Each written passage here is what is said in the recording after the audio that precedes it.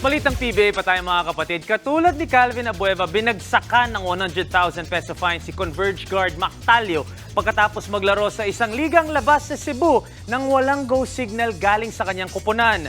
Kinausap ni Commissioner Willie Marcial ang Cebuano sa PBA office kahapon at doon inamin ni Talio na naglaro siya ng 5 laro sa nasabing tournament.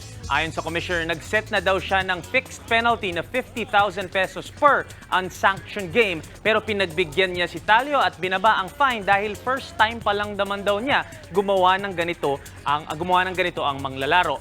Naging warning na din ito kay Talio at sa iba pang players kung ano ang pwedeng parusa kung maglaro sa ligang labas.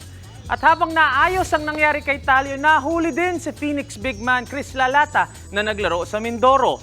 Bukas naman daw imimit ni Commissioner si Lalata pero ayon sa Phoenix management, ipa-fine din daw nila separately ang kanilang player.